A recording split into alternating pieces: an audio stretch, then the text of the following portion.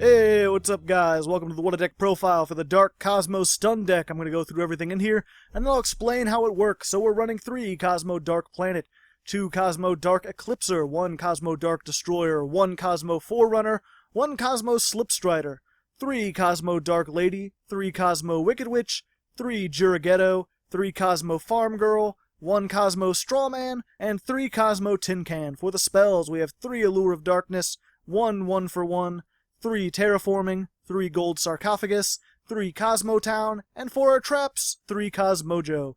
The extra deck consists of 1 Super Dreadnought Railcannon Gustav Max, 1 Phantom Force Enter Blathnir, 1 Tyrus Keeper of Genesis, 1 Utopia the Lightning, 1 Volcasaurus, 1 Dark Rebellion Ixie Dragon, 1 Utopia, 1 Ragna Zero, 1 Silent Honor Arc, 1 Giant Hand, 1 Heartland Draco, 1 Castell, the Phantom Knights of Break Sword, Leviathan Dragon, and Slacker Magician. The side deck I'll go over at the end. So the point with this deck is to stun the opponent. If you're unfamiliar with that term, it's basically like a lockdown, but with fundamental differences. Instead of preventing your opponent from playing outright, you're just going to have some negations, so they have to try to out your negations. You waste their resources, and basically slow them down enough that you can attack over them with your huge beatstick monsters.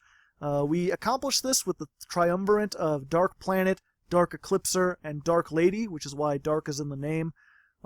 Dark Lady can negate a monster effect once per turn by paying 1,000 life points. Dark Eclipser can banish a Kozmo monster from your graveyard to negate a trap. And Kozmo Dark Planet can banish a Kozmo monster from the graveyard to negate a spell. These two are both as many times as you want per turn, as long as you have Cosmos in the graveyard, which is usually only 1 or 2. But again, 1 key spell negation, 1 key monster negation, that'll shut them down for a turn, and then you can just attack for 4,000, 3,000, 22. In addition to that, we're just running a very basic Kozmo engine. If you're unfamiliar, Cosmos are broken into 2 different groups. You have the ships and the pilots. The ships including Dark Eclipser, Dark Destroyer, Forerunner, and Slipstrider, while the pilots are Dark Lady, Farmgirl, Wicked Witch, Tin Can, and Strawman. So the pilots all have the effect that during either player's turn you can banish this card, and summon a Kozmo monster from your hand that is a higher level than whatever this one is. So you use the pilots to summon the ships from your hand. The ships, these 3, when they're destroyed, you can banish them from the graveyard to summon a Kozmo monster that's lower level than it from your deck. So these 3 will replace themselves with a pilot once the ship gets destroyed. Dark Destroyer lets you add a Kozmo monster to your hand instead of summoning it. It's a little less good, but because it's so beefy with 3,000 attack, it's kind of worth it, plus it can negate things. The one exception to this is the Dark Planet. You can only special summon this from your hand by banishing Kozmo monsters from your hand whose total level equals 10 or more. So it's a bit of a cost to get it out there. It usually takes 2, unless you have 2 copies of Dark Planet. You can just banish 1 to get the other. But again, it's kind of worth it if you can negate your opponent's spells. So in addition to being huge beatsticks, most of the ships also can't be targeted by effects. All of them except for Slipstrider just can't be targeted, which makes them quite effective at battling down. We play 1 each of Dark Destroyer and Forerunner. These can't negate things, but when this is summoned, you can destroy 1 card on the field, which doesn't target. And this, just during your standby phase, you gain 1,000 life points, which is pretty good because we got a lot of things that cost life points. So the 2 most important cards in this deck are Tin Can and Kozmotown. Tin Can, in addition to the standard pilot effect, can, during the end phase, pay 500 life points, reveal 3 Kozmo cards with different names from your deck. Your opponent randomly picks 1 of them that goes to your hand, and the rest go to the graveyard. So not only does that allow you to grab 1 of your ships from the deck, but it allows you to put stuff in the graveyard so you can use for the effects of Dark Planet and Eclipser. So you could just use that effect, and then if you already have a ship in your hand, which, if you pick 3 ships, you're going to have 1 of them, and then you can just tag out this 0 attack point monster and not have to worry about it. Kozmotown, meanwhile, is your big recursionary card. It's once per turn, you can target 1 of your banished Kozmo monsters, return it to the hand, and lose life points equal to its original level times 100. And since you banish all your cards, you can just get Tin Can back next turn. Whatever pilot you banish, you can get back. If your ship gets destroyed, you can banish it to summon out a pilot, and then use Kozmotown to get the ship back into your hand. You can also shuffle any number of Kozmo monsters from your hand into the deck, and draw cards equal to the number of cards you shuffled. So this will allow you, if you end up with, like, all ships in your hand, you can just send them back, and hopefully draw, like, 1 of your pilots so you can get the ships out. This also has great potential with Gold Sarcophagus and Allure of Darkness. Because we're playing a lot of dark monsters, Allure of Darkness is great for this. draw 2 cards, banish 1 dark, and then you can use Kozmotown to just get whatever banished monster back into your hand. Likewise, Gold Sarcophagus, a little bit slow, but you could just banish Tin Can if you don't have one, and then use Kozmotown to get it back into your hand instantly without having to wait. So it's just a little way to speed up the deck. That's also why we play the 3 Terraforming, just to get Kozmotown even faster. That's also why we're playing the 1-for-1, because it can be used to summon Tin Can out, because he's such an essential part of the deck. The rest of the cards were just sort of picked because they're the best options. Wicked Witch has the highest level 4, highest attack of the level 4 lower Cosmos. It also has the effect that you can pay 1,000 life points to make this card not be able to be destroyed by battle or card effects for that turn. So it's a great stall card, if need be, because it's higher level than Tin Can or Farmgirl. You could just swap them out for it. Farmgirl, meanwhile, is a great searcher. When this card inflicts battle damage, you can pay 500 and add a Cosmo card from your deck to your hand.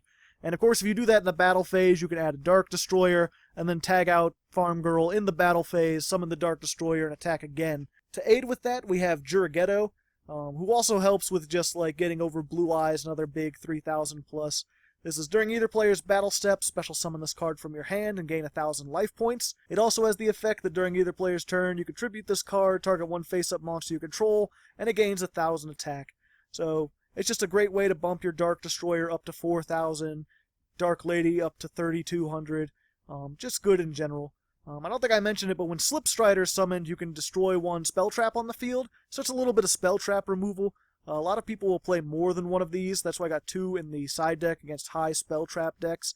But hopefully you're going to be getting out Dark Planet or Dark Eclipser on the first turn, and you won't have to worry about spell traps. Like, you won't have to destroy them, because they'll just be negated. Forerunner has the effect that during the standby phase you gain 1,000 life points, which again is decent because you spend a lot of life points, but it's not essential to the deck. That's why we only play these at 1. It's basically just there so that when we use Tin Can's effect, we can pick 3 ships. Even if you have a ship already in your hand, there'll be at least 3, and no matter what you add to your hand, you'll have something to special summon out. The only other card I didn't mention is Strawman. He has the effect that once per turn you can pay 500 life points, target a banished Cosmo, special summon it, its effects are negated, and destroy it during the end phase. So this can be a little bit of recovery. I just played 1 because I found without it there was not quite enough pilots, and some of the other pilots are kind of meh with their effects.